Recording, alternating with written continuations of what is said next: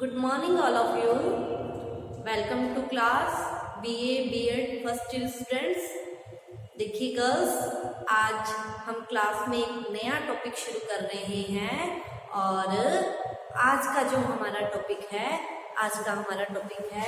भारतीय दर्शन की 6 प्रणालियां।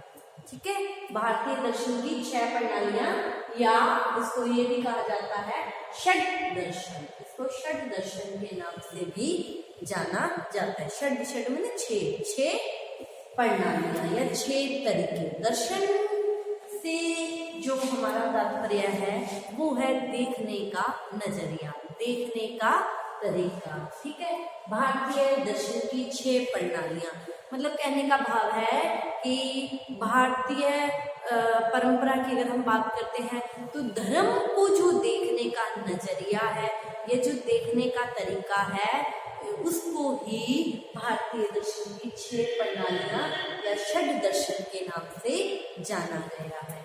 तो आज हम चर्चा करेंगे भारतीय दर्शन की 6 प्रणालियां। देखिए, अगर हम हमारे हिंदू धर्म की बात करते हैं तो हिंदू धर्म में ये जो दर्शन है, दर्शन मतलब देखने का, धर्म को देखने का ये जो नजरिया है, हिंदू धर्म में दर्शन अत्यंत ही प्राचीन परंपरा रही है।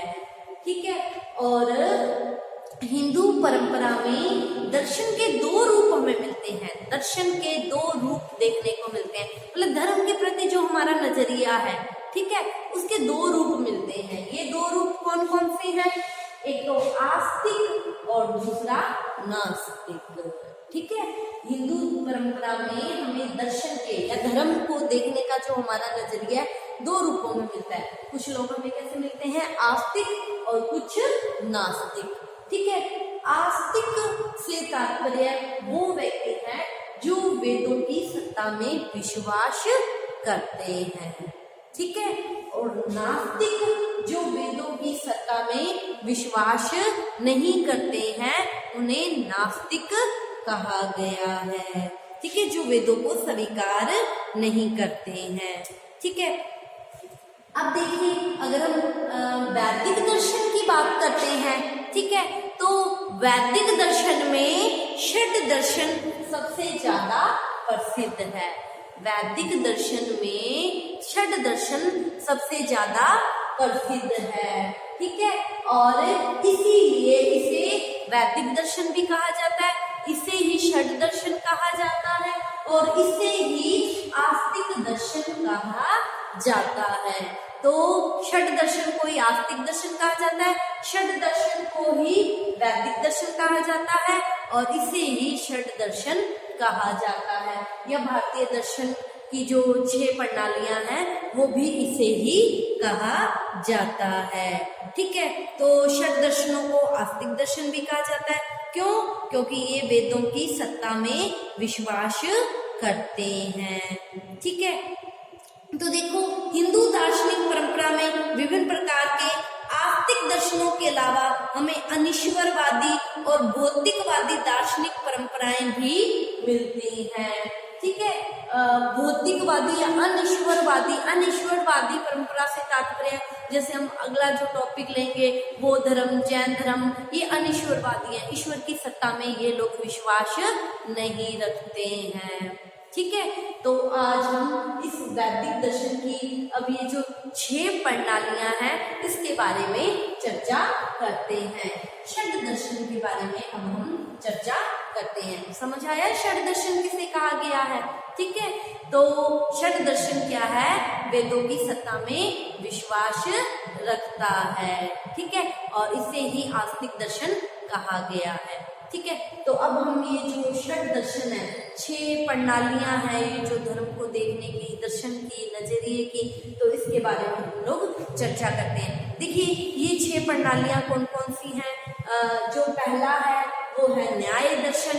ये 6 जो दर्शन हैं कौन कौन से है? पहला न्याय दर्शन, दूसरा वैष्णिक दर्शन, तीसरा सांख्य दर्शन, चौथा योग दर्शन और 5वां पूर्व मीमांसा दर्शन, और जो 6ठा है वो है वेदांग दर्शन।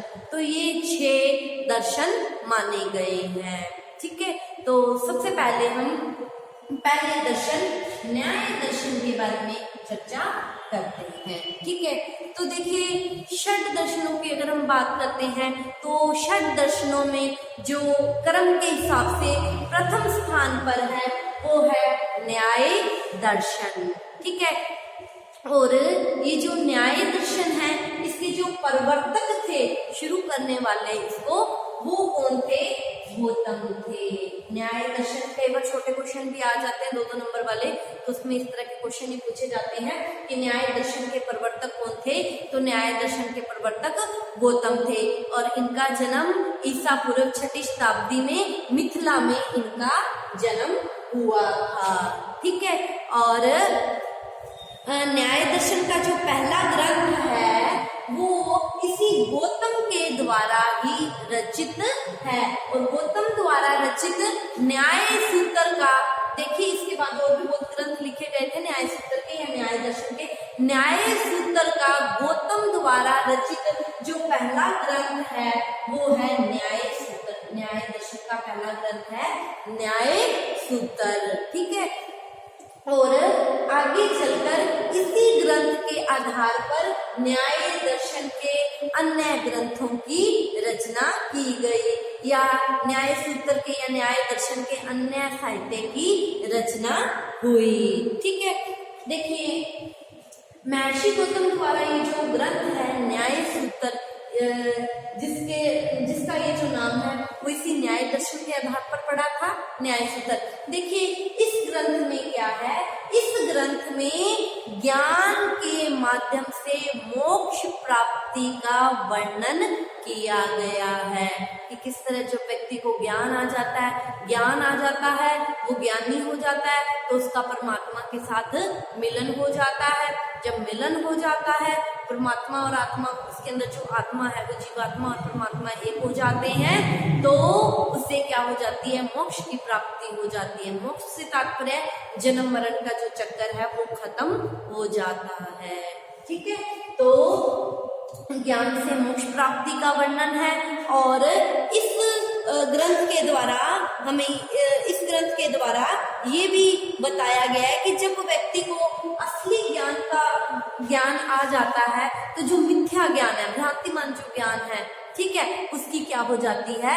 समाप्ति हो जाती है, और फिर व्यक्ति के जो अशुद्ध कर्म होते हैं वो भी क्या हो जाते हैं? खत्म हो जाते हैं। वो गलत कार्य नहीं करता, गलत अशुद्ध कर्मों में शामिल नहीं होता। ठीक है, और जो उसका संसार के प्रति मोह होता है वो भी खत्म हो जाता है। उसे दुखों से क्या मिल जाती है? मुक्ति मिल जाती है। ठीक है, तो इस तरह का ये जो दर्शन है इसे ही न्याय दर्शन कहा गया है। ठीक है, तो ये पहला दर्शन था। अब हम जो दूसरा दर्शन है, 6 दर्शन है ना, षड दर्शन या 6 प्रणालियां हैं। अब हम दूसरी प्रणाली या दूसरे दर्शन के बारे में चर्चा करते हैं। दूसरा है वैष्णिक दर्शन। देखिए वैष्णिक दर्शन, देखिए महर्षि कनाद जो है वो वैष्णिक दर्शन के प्रवर्तक हुए हैं। वैष्णिक दर्शन के प्रवर्तक हैं महर्षि कनाद।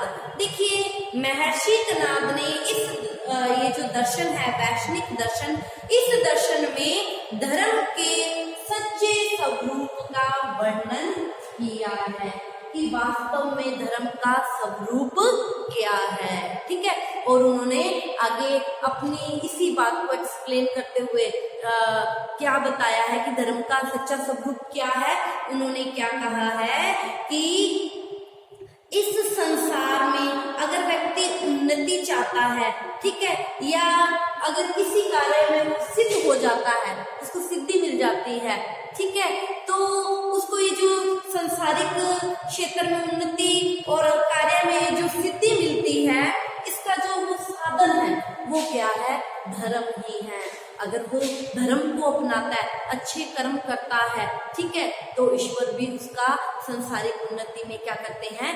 सहयोग करते हैं। ठीक है, और उन्होंने क्या कहा है कि अगर व्यक्ति को अपना कल्याण करना है तो मानव कल्याण के लिए धर्म का अनुष्ठान करना सबसे ज्यादा जरूरी है। ठीक है, धर्म ही वो चीज है जो व्यक्ति को अच्छे कार्यों के लिए प्रेरित करती है और व्यक्ति क्या करता है, अच्छे कार्य करता है।